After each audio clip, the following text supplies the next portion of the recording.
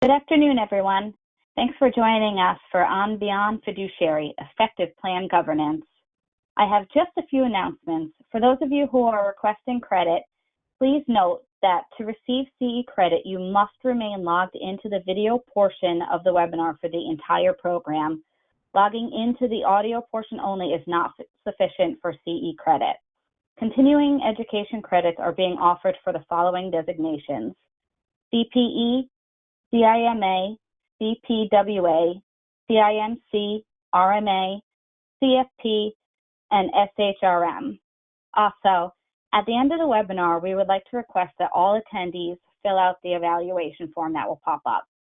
If you have any questions during the presentation, please submit them through the question box. At the end of the webinar, we'll answer as many questions as we can, but we want to be respectful of your schedule and end on time. If we don't get to your question today, we will definitely follow up with you afterwards.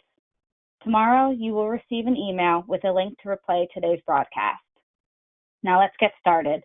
We are joined today by Kate Blake, instructional designer and technology trainer at Pentegra. Kate has been with us since the beginning of her career, where she started in the retirement benefits field.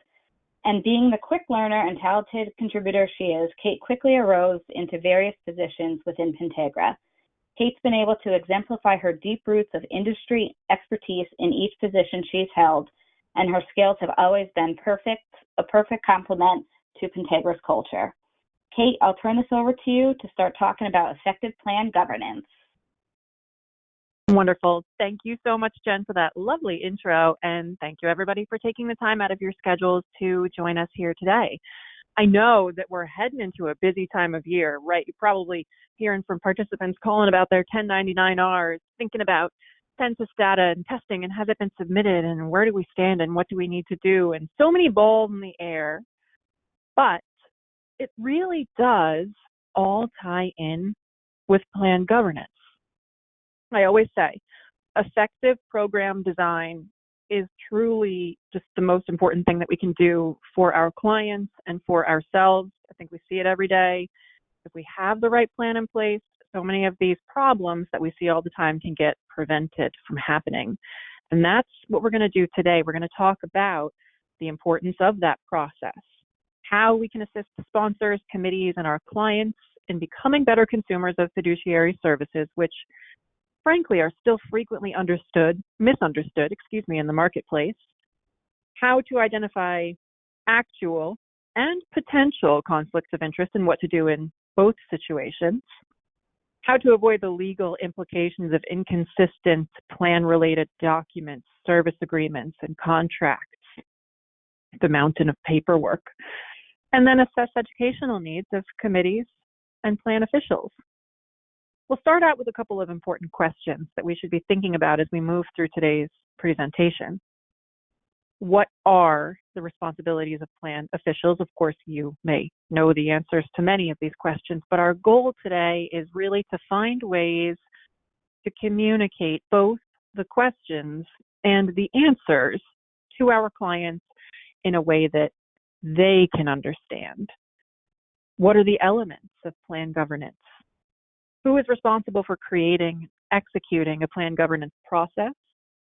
What and who is involved with a good plan governance process? And what does that look like? So let's dive right in. We've got a lot to cover over the next hour by starting with a look at the governance process from a high level. And then we'll dive into some of those details about best practices, conflicts of interest, and other related topics. So just at a high level, again, the responsibilities of plan officials.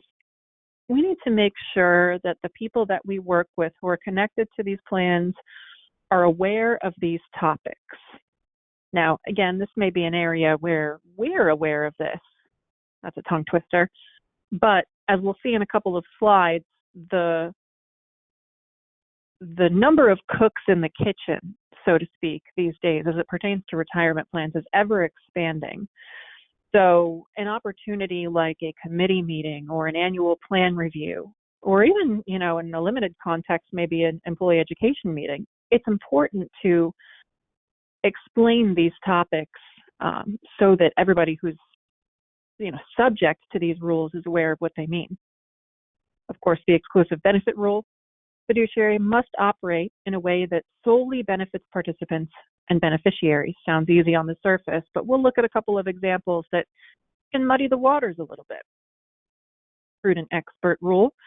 We see this a lot with the clients that we work with, especially if it's, I don't know, maybe a small mom and pop shop sponsoring a plan. They are not experts in retirement plan design, but fiduciary actions and plan operation will be held to the standard of an experienced professional. Of course, if our employees at the employer sponsoring the plan are not experts, they can always outsource that work with some caveats, and we'll talk about the parameters around that today in more detail. The plan document tends to be an area where we also see non-compliance, and we can provide guidance in that realm too. Of course, we have to follow the terms of the plan, but we see all too often instances where, best laid plans, for whatever rhyme or reason, maybe it was a complicated plan provision or turnover or pure oversight where a document wasn't followed. We'll look at some examples of how to mitigate those issues.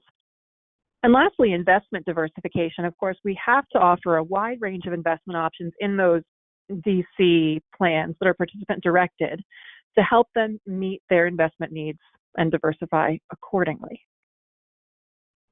The elements of plan governance. Now, I think that this is a really nice slide to, maybe grab a screenshot of for future reference, because this gives in a nice graphical format something that is easy to digest for partners and people that we work with. This just shows on a one slide screen here, what are we really doing when we talk about governance, which I think is the first thing that we should be doing when we're talking to clients about this topic. I don't think we need to beat them over the head with this every day, but maybe this is the type of document that we share to frame a discussion during that annual plan review or committee meeting. We want to make sure that we select and monitor our service providers prudently. Again, operate in accordance with the plan and with regulations around reporting and disclosure. We want to build, maintain, and document our governance process. Watch those investments. Make sure we stay up to date on the documents for law changes.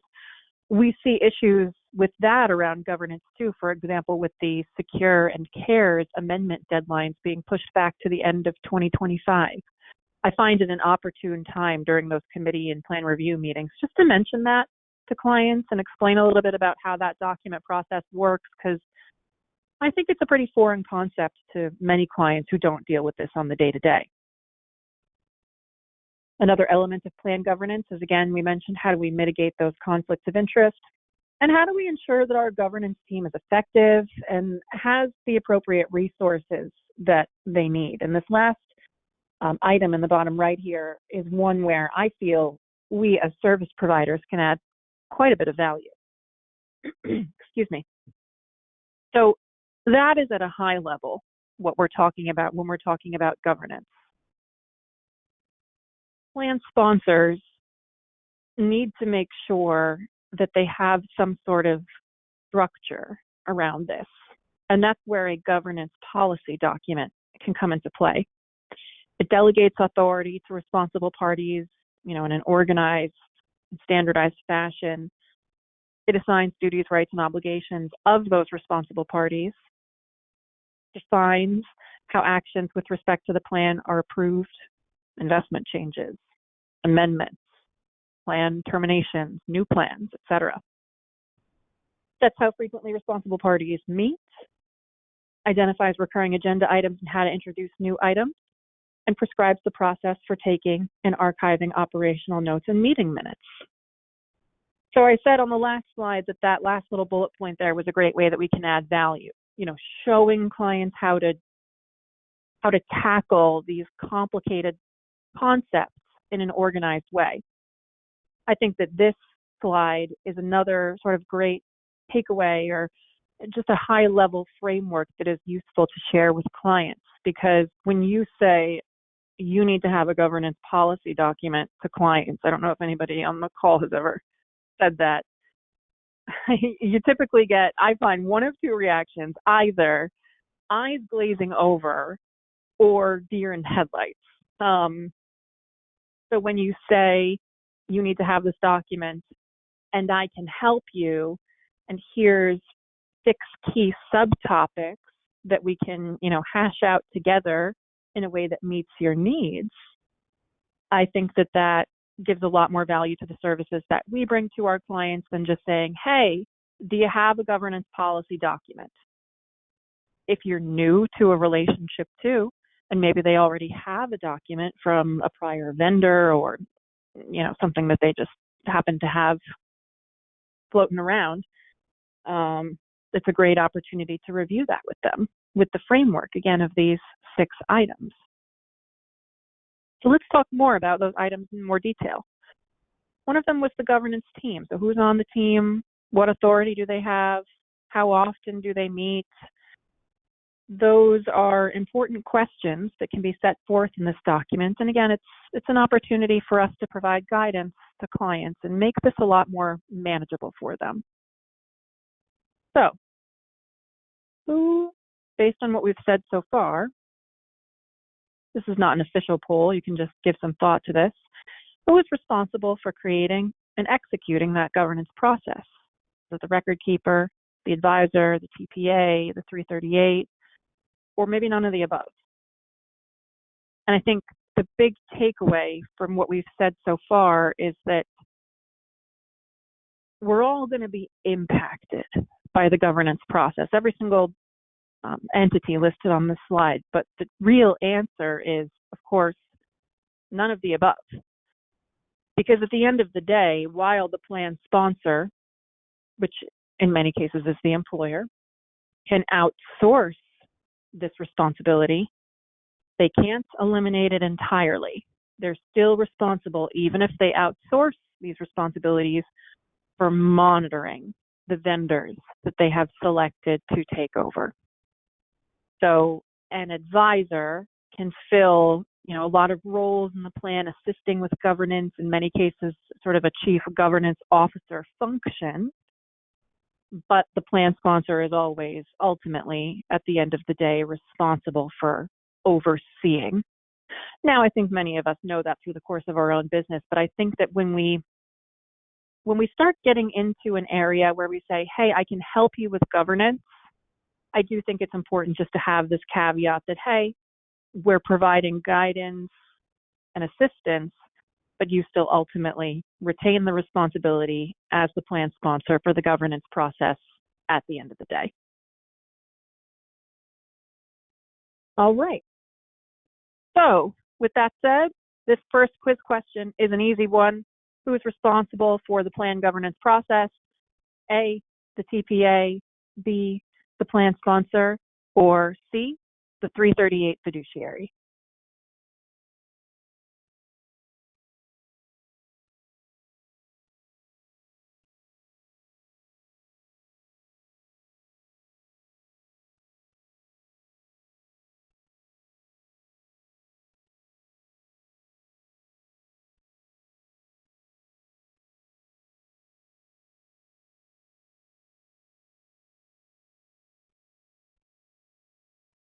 The poll will remain open for a few more seconds.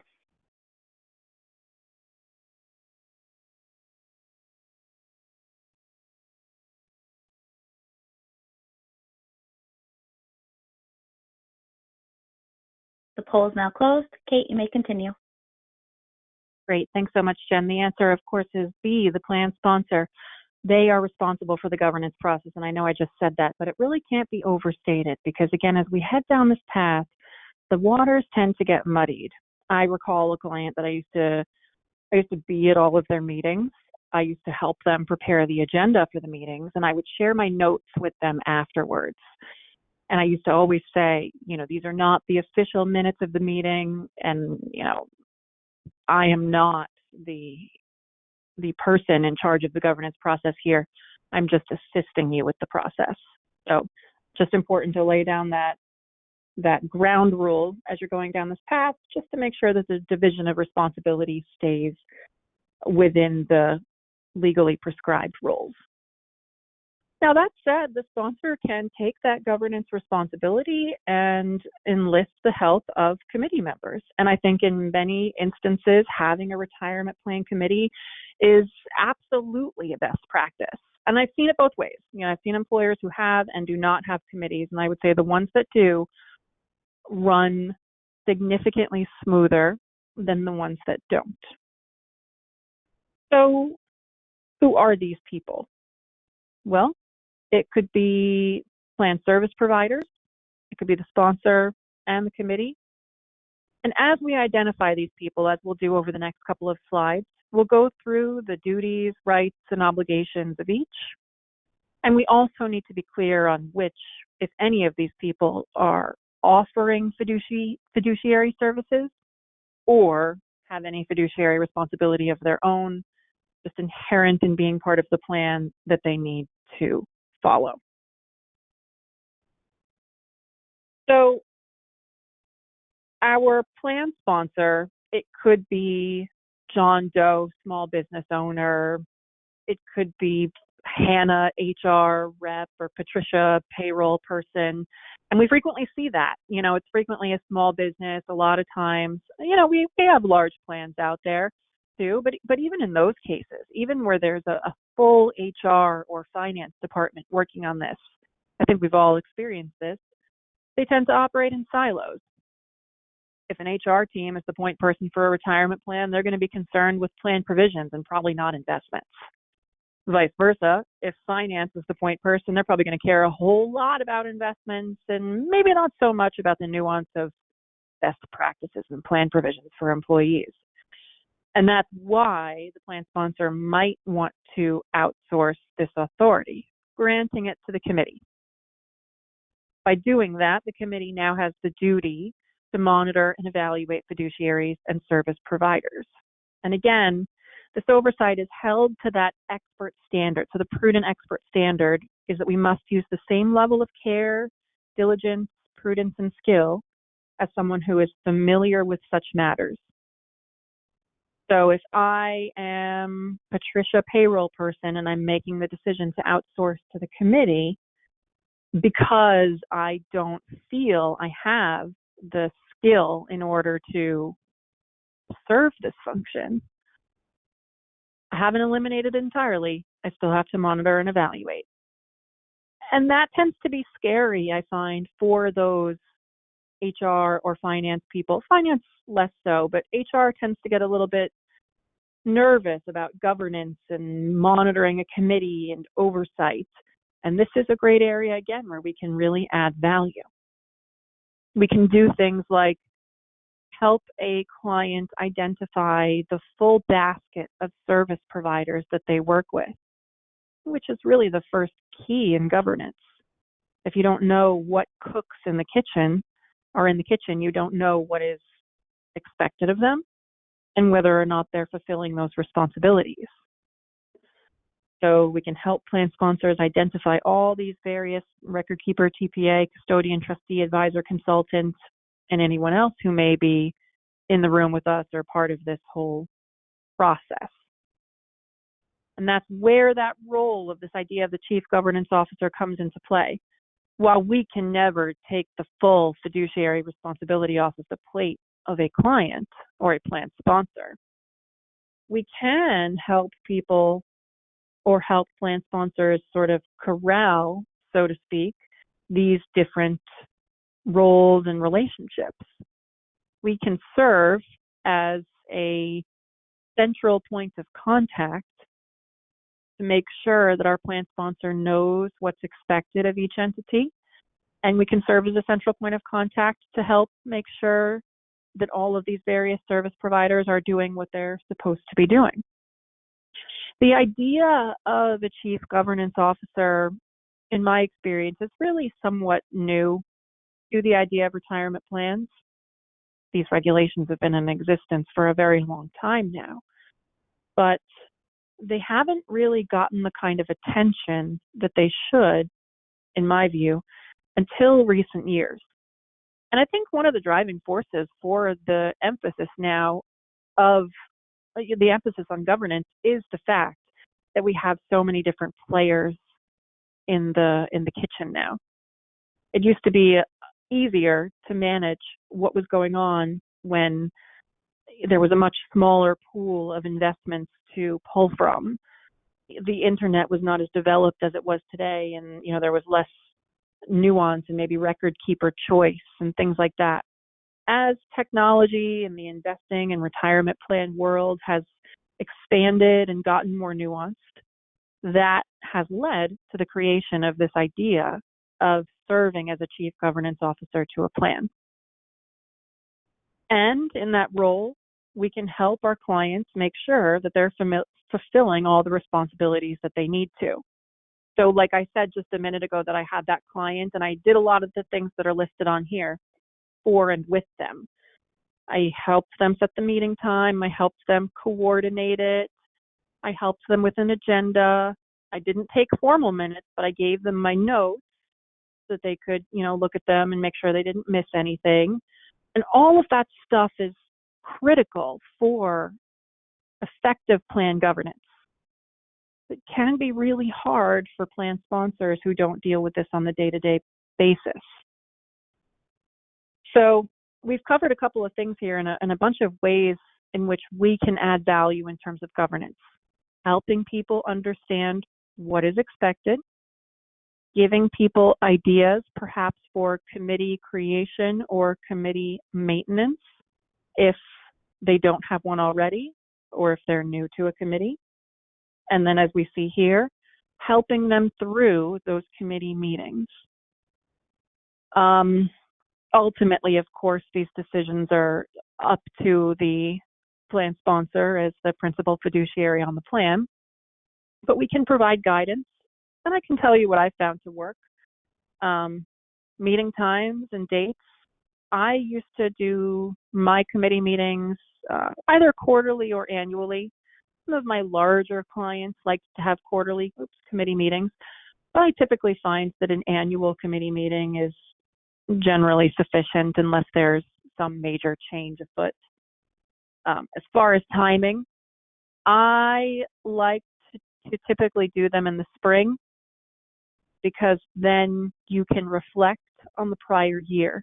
So I can fully reflect on, if I did a meeting now in spring 2024, I can fully reflect on the 2023 process.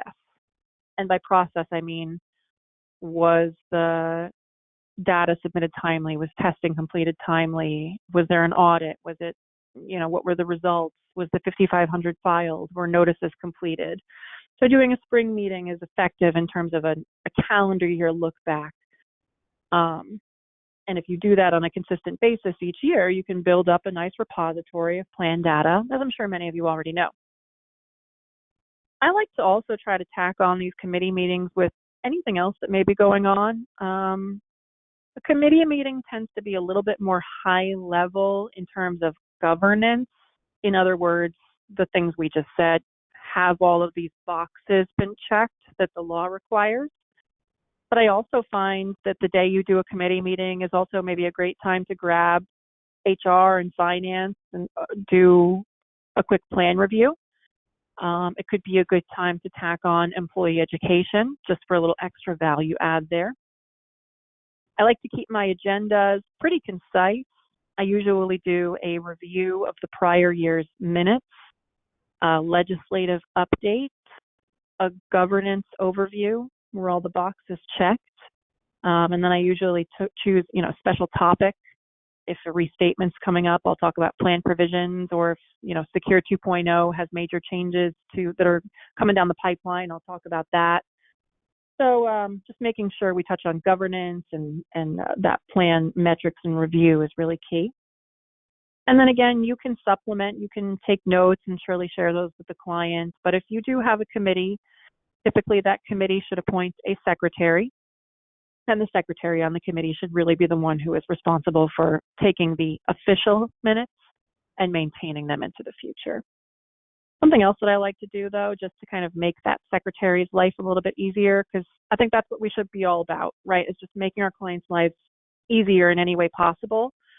I'll help them prepare the agenda, and then I'll usually send the secretary a Word version of the agenda before the meeting, because that makes it really easy for them to take their notes, just right next to the bullet points for the agenda items as we're going. And I find that clients really appreciate that. So that is, those are some ideas in terms of a committee, how you can manage it, and things that the committee should be thinking about and doing. Let's talk a little bit about the different fiduciary services where governance comes into play.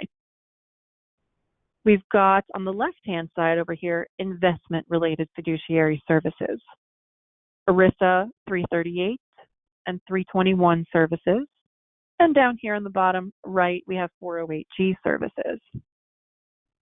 In the bottom right, we're talking about investment advice for individual participants.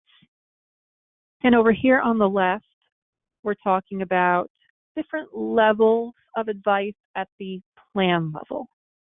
So this 321 is a lower level of fiduciary outsourcing where a fiduciary would provide investment guidance, but the responsibility for making the ultimate decision would still lay with the plan sponsor. The 338 is a little bit of additional outsourcing, so to speak, where not only are they monitoring the investments, but they are also executing any changes on behalf of a plan sponsor. The 338 in my mind is, as I said, at sort of a higher level of outsourcing because they can make those decisions on behalf of the sponsor, whereas the 321 would still need to obtain sponsor approval. 338 requires, in my view, just a little bit more from a governance perspective in monitoring that 338 vendor. But I've also worked it both ways many times over the years, and I find 338 outsourcing to be pretty streamlined simply because there's less back and forth between the clients, hemming and hawing, do you want to do this or not? But again, a little bit of oversight, more oversight is required for that 338 role. And then 316 is still fiduciary outsourcing, but it's a different animal. Many of you probably already know it's the administrative fiduciary outsourcing.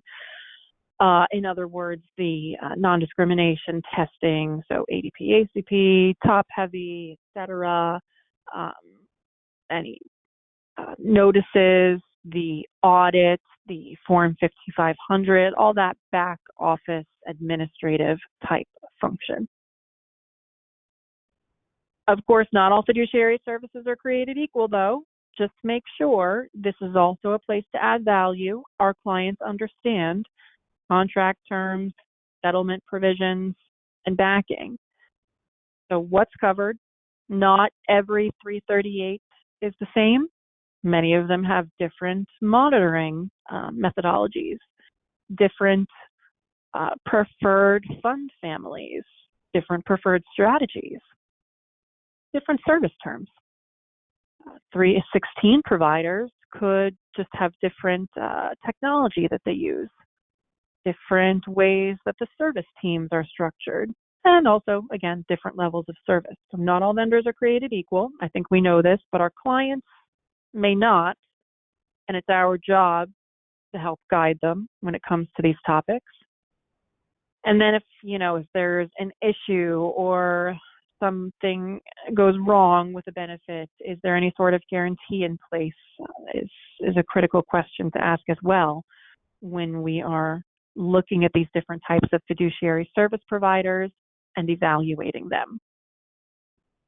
In that sort of chief governance role, we can help people evaluate by asking these types of questions. We can help people, shop the market. We're going to talk, though, about conflicts of interest in just a moment. We always have to keep that in mind. But there's a lot of room for us to really educate and work with clients here when it comes to which fiduciary services they adopt, who is providing what, and helping them understand that, and then monitoring to make sure that those service providers are fulfilling their responsibilities. Of course, there's right and wrong reasons to use outside fiduciaries. The right reason is to augment our skill sets and for administrative convenience. It does take some work off of our plate. The example they give here is ERISA 338. We don't have to concern ourselves with monitoring and maintaining an investment platform. that could be a huge time and money saver, especially for a client that is budget sensitive or has other, strategic needs. But we don't want to give the wrong message. It doesn't eliminate fiduciary liability. And I know I've said that several times throughout this presentation, but I really just find that we can't emphasize that to clients enough, because we all hear what we want to hear at the end of the day. And for somebody who may be overwhelmed by a retirement plan, it's important for them to know that there is that line in the sand. All right, time for our next question here. Which fiduciary makes investment-related recommendations? A 316, B, a 321, C, a 338, or D, a 408G?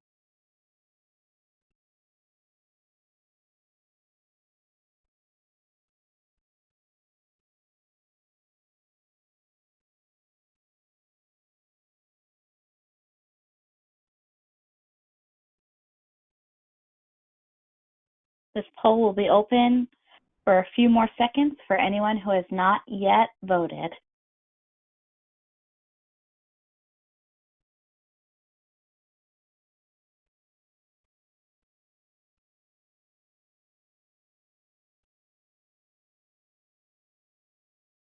The poll is now closed. Kate, you may continue.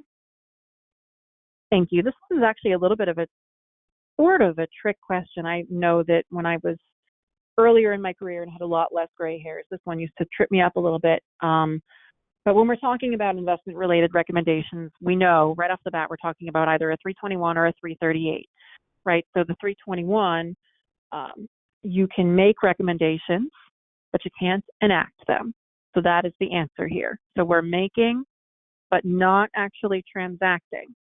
The difference is the 338 is not only making the recommendations, but they are also transacting. So the 321 is just the recommendation maker, but not the doer. And the 338 takes it to the next level. So your committee members, they may or may not be experts in vetting and monitoring fiduciaries. They're probably not. I have a couple of thoughts on this matter. Of course, the thought that's on the slide here is just remember the prudent expert rule. We can outsource these functions if we feel that we're not, if we don't possess the skill level to perform them ourselves, but we still have to monitor. And that being said, though, my own thoughts on the matter, when we're looking for committee members, let's try to look intentionally and guide our clients to look intentionally. Obviously, this is going to be harder at your mom and pop shop, small employers, but at your larger employers, or in a MEP or a PEP or other group plan arrangement, we have a larger pool of potential committee members to pull from. I would look to people like HR, finance, IT, if you have a strategic development team or somebody, maybe a member from senior staff to have the pulse of the long-range plan. Those are all really good types of people to have on your committee. And the more varied expertise in those types of subjects that you have on your committee, potentially the less outsourcing of governance you're going to need to do. And this sort of speaks to that in a little bit more detail. I guess I got ahead of myself here, but think of the skills of your team members. Think of those team member skills in the context of what service providers that are retained. I'll just give an example. Maybe you retain a record keeper who, maybe you're transitioning to payroll integration, and it requires some IT functions to evaluate the service and to get things going. If you have an IT member on your retirement committee who can ask the right questions up front, you've done a really good job now of pairing up the skills of your committee team members with the service providers that you're working with. And to that end, we don't necessarily want to have committee members serve into perpetuity. The committees that I've worked on, again, the plan sponsor is going to be the one that owns these procedures, but we can give guidance. Frequently, they'll have terms, maybe 3 years. That's a common term length that I see. And then new folks are appointed to the committee. That gives a good opportunity to look at that long-range plan and appoint the right folks. I gave the example of technology. If we know we have big technology wants or changes coming down the pipeline, we want to have those members on our committee. If investments are on, a client's mind, maybe we encourage they put finance team members on a committee, when the next opportunity arises. So having defined terms is helpful in keeping the talent fresh and targeted towards the needs of the organization at the right time. And that helps, as you can see over here, to provide any additional resources necessary to fill knowledge and skills gaps. Because, of course, can't say it enough, plan officials are held to that expert standards. We want the right people in the right roles, and we can help clients with that. Once we have the right people in the right roles, though, we still need to help them, though. One way that we can do that is to provide ongoing education to enhance the skill set of our committee members, and so that we can demonstrate a commitment to their education. Because I know that a lot of times these committees will have a say in things like RFPs. And I've been in on some of these meetings, and I've had people say to me, your education services that you provided to us make all the difference, and that's why we want to keep you on board. So I just can't speak enough about those little value adds. They might not seem like a lot to us, but to clients, they could mean everything, especially when it comes to governance. As an example, there was an advisor that I used to work with, and we worked with a small committee, and we sort of served in that chief governance officer role kind of together, helping guide the client. And one thing that he did that I thought was really nice was every quarter he picked like 1 to 2 articles or how-to documents just on important governance-related topics, and he shared them with the committee members. And I think he actually had them had the documents up in a platform where he could track whether or not they viewed them. You can do that in a lot of softwares, DocuSign and things like that these days, which is great for so many reasons. It shows value to the client. It makes them feel good, but it also helps educate them in a targeted way. He didn't overload them with information.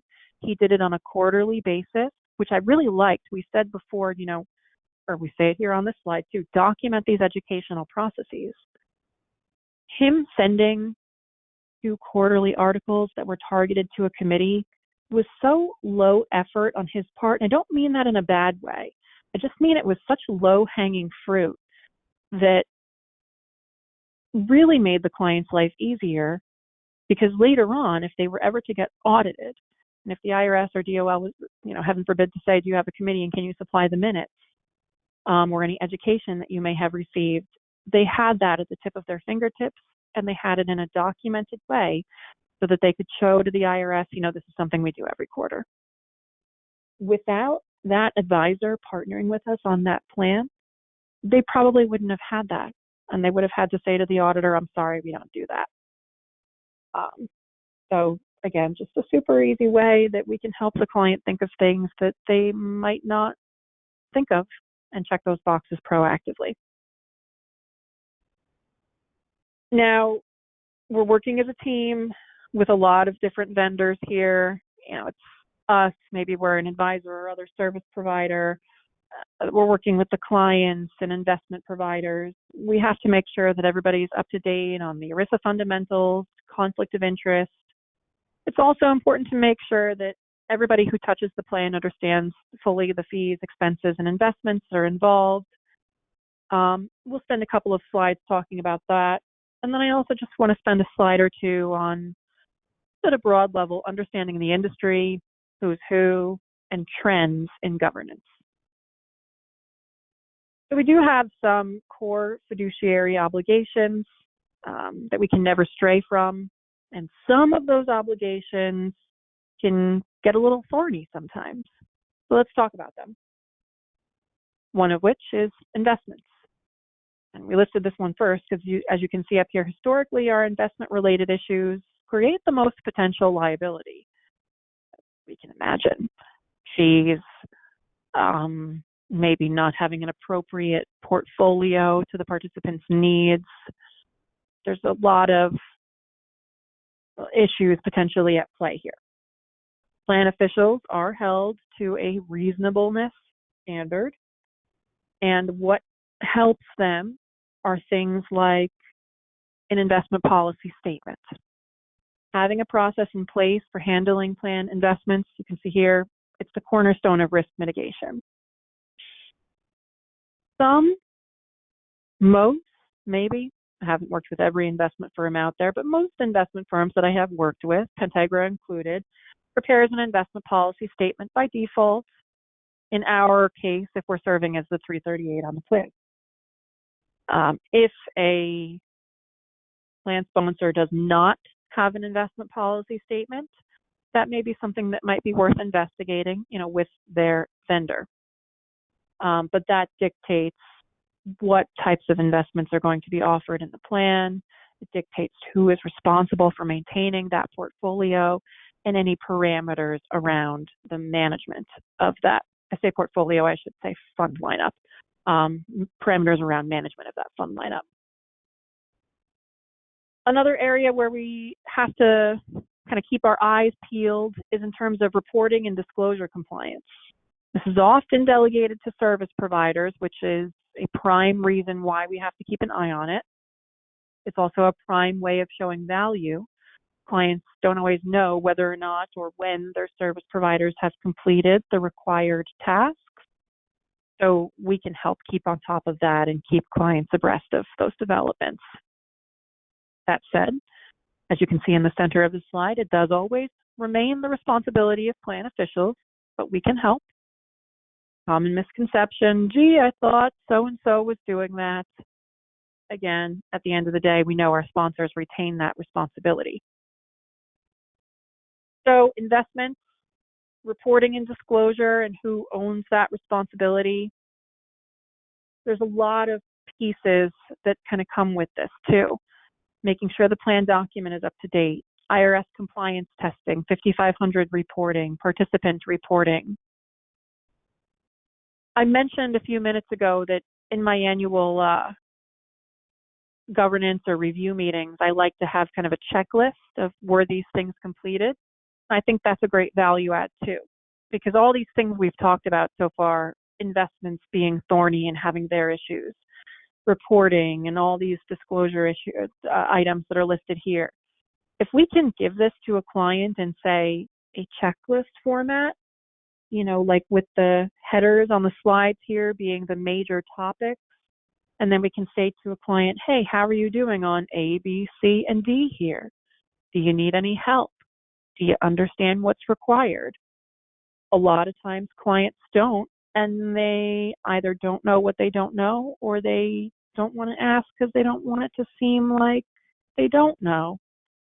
So sometimes when I do have these conversations, I like to ask leading questions. Have you given any consideration to the voluntary provisions of Secure 2.0? That's a great way to open a door. They'll probably say, well, gee, I don't know. What are the voluntary provisions? And now you've got a foot in the door to talk about plan document compliance and regulation.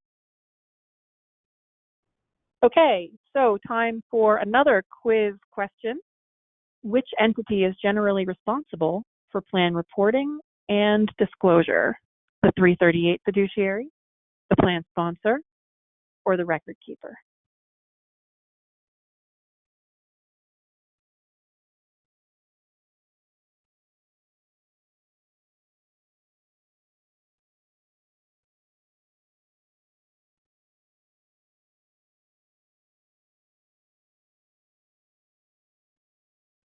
This poll will be available for another few seconds for anyone who has not yet selected an answer.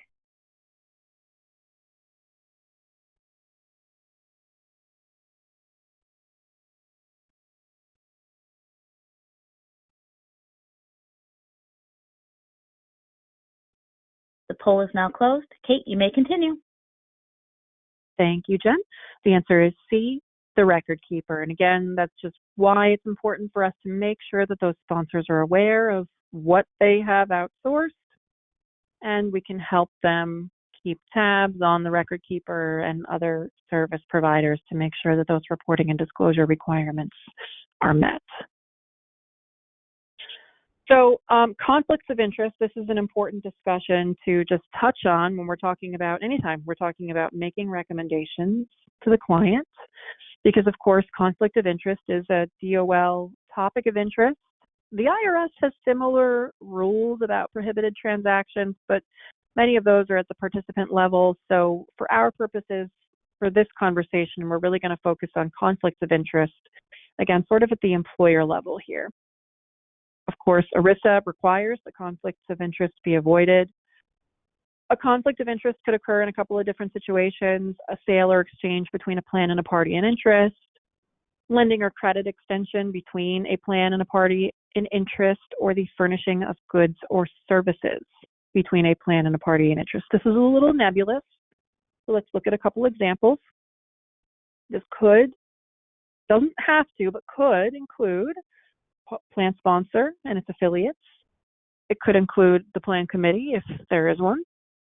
It could include other plan fiduciaries, or it could include a plan service provider. So a lot of different people can be a party in interest here. This, by the way, is why I think it's so important to have your governance procedures in writing, because since we do have so many entities here, I just don't think we want to have an oral tradition of what we do for governance. We want to have one standard that we can share with everybody. And by one standard, that's something like, here's a working list of the service providers on the plan who, are parties in interest. Here are the roles and responsibilities that they have. Here's a link to the service agreements and other applicable documents we have with them. And here's a policy around how often we evaluate these parties in interest or other service providers. So what constitutes a conflict of interest? Here's a couple of little just puzzlers here, just questions to think about. I'm not saying that all of these are necessarily conflicts of interest, but they certainly could be and are worth taking a close look at and mitigating any potential issues. The advisor of record on the plan is the owner's brother-in-law.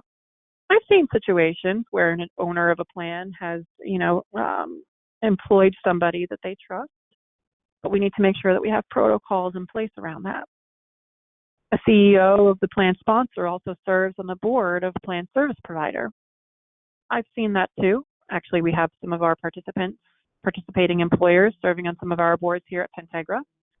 Again, this is where we've got to look closely, scrutinize, and make sure we have appropriate protocol in place. For example, our board doesn't just blindly choose us as a service provider. That would be a conflict of interest. We actually just completed a vendor due diligence last year, so we are required by our bylaws to periodically review on certain predetermined criteria. Or a plan uses a bank service provider that controls the plan sponsor's line of credit. That too could potentially constitute a conflict of interest. So what do we do? Identify them, address them. It's facts and circumstances specific. So, what's happening here with the brother-in-law? Is the brother-in-law, who's the advisor to the plan, putting in investments that, they personally like? That's a conflict of interest. Or are they putting in investments that reflect, a diversified portfolio appropriate for the average retirement plan investor? So again, facts and circumstances matter, and policies are critical because they help us mitigate those potential conflicts. Mitigation strategies, I mentioned a couple already, but recusal of committee members on potentially conflicting decisions if somebody has a personal interest in a vendor or something of that nature. Utilization of an alternate service provider. That's why we have our RFP protocol in place in case, the situation ever changes. And again, policy development, the value of that just really cannot be understated. The more you have a written policy just the more coverage you have in terms of should the IRS or DOL ever ask questions on, what your protocol is. Documents and governance is something else to think about when we're talking to clients about governance. Following the plan document. Plan document equates to law. Even if we don't necessarily have an amendment for something yet, this is a timely example with Secure and Secure 2.0. We still have to operationally, if we're using any of the voluntary provisions, we have to follow that. And then when we receive the amendment, we must continue to follow it. And then I think, this is sort of restating everything that we've discussed so far, but just to kind of sum up here, ERISA requires that we avoid these conflicts. So it's not an optional thing, it's a required thing. Sometimes clients don't always see the conflicts of interest. They might not realize that having, the brother-in-law or the family member serving on or with the plan could potentially raise these issues. And that's another area where we can serve as a value add. Plan documents. This is another thing that is important to consider when we're thinking about governance. I mentioned before I like to kind of have little rotating special agenda items on my annual reviews, and one of them is document review. I don't think you need to do this every year, but from time to time when I meet with clients, I like to say, hey, let's take a look at all the documents that you have. Let's make sure everything's up to date, fully executed, stored in an appropriate location, and let's make sure you understand it. It's another way that we can add value. So here are some examples of documents and governance. So let's say we have an investment policy statement that calls for an investment class that's not permitted in the plan document. This could potentially be a red flag for the IRS or the DOL. It could potentially not even ever be noticed by a client or anybody else. How? Maybe they retain a 338 and maybe they use the record keeper as the document provider. Unless you have somebody in that chief governance officer role that we mentioned before monitoring for this, it might get just kind of brushed under the table. One example that comes to mind is something like company stock. A document may not necessarily permit for that, but an employer may want to add it. So it's important to make sure that those documents are congruent, that they're saying the same thing. And you can see down here another situation that could occur with investments is a 338 provider could contract with service providers without the plan document level authority to do so. Maybe they have contracted, an outsourced chief investment officer service. But if the plan document doesn't give them authority to do that, then that document and that service provider are not operating in compliance. And that's another example of something that could just get totally missed just by virtue of the fact that this is complex and there are a number of different cooks in the kitchen. A couple other examples. I'm watching the clock here to make sure we get our last quiz question in time. But an IPS could state that the responsibility for asset decisions was that of a fiduciary. And maybe in the plan document, there's a couple of different fiduciaries, and it wasn't clear specifically who was responsible for execution of the IPS. This is another example where it just seems like such a small thing, but if something should happen from time, later on, if a participant comes back with a complaint, for example, that fees were too high, and then we go back to the IPS later and we don't know who the fiduciary was, that could be problematic. And that's an area where we can proactively prevent any issues from occurring. So the lines of authority have to be clear, the roles have to be defined, and the process has to be consistent, whether we're talking about governance and reporting, plan documents, investments, or anything in between. Okay, good. We saved time for our final quiz here. This is just a true or false. An investment policy statement is a required document. A, true, B, false.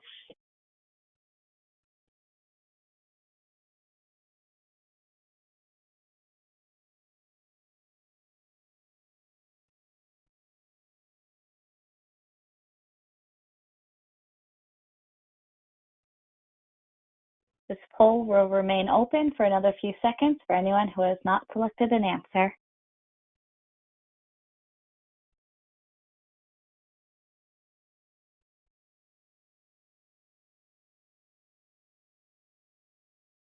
The poll is now closed. Kate, you may continue.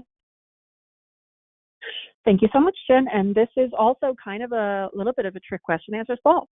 You don't have to have an IPS. I said before that just about everybody that I work with does, because it's definitely a best practice, and we can see all the various ways in which it can potentially prevent mishaps from happening in the future, but it's not required. So yet another area where we can add value, asking our clients, do you have an IPS?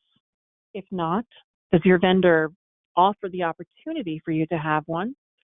And if not, maybe helping conduct an RFP for a vendor search to find one that does, or recommending that vendor start implementing that policy, because as we mentioned earlier, one of the primary areas that we see retirement plan litigation cropping up these days tends to be around investments. And the IPS, in my mind, is one of the principal ways in which we can mitigate that risk. Okay, so documents and governance actions. What can we do? We can review, align, amend, and utilize. We can make sure that we review all documents, contracts, and service agreements. We can help clients with this. Again, great value add. We can do it during a meeting. We can align the rules, the authority, and the duties for consistency. We, as professionals in the industry, know what is required from a fiduciary standpoint. The clients might not. So we can help them determine whether or not they're checking all of those boxes. We can help them amend or draft policies where applicable. We don't own the policies and we don't own the procedure, but we can make recommendations.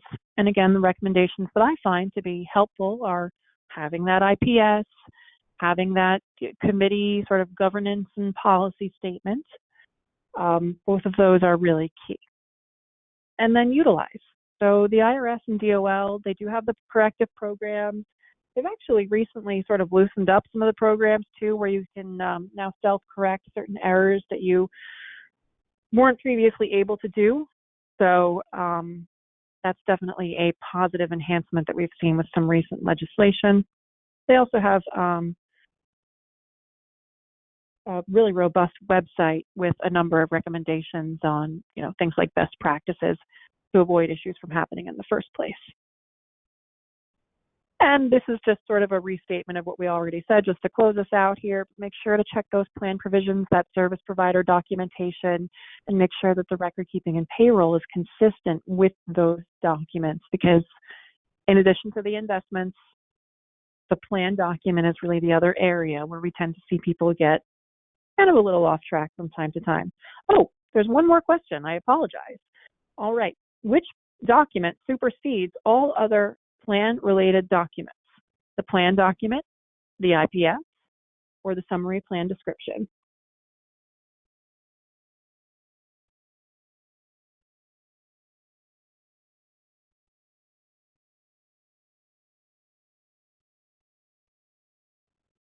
This poll will remain open for another few seconds for anyone who has not selected an answer yet.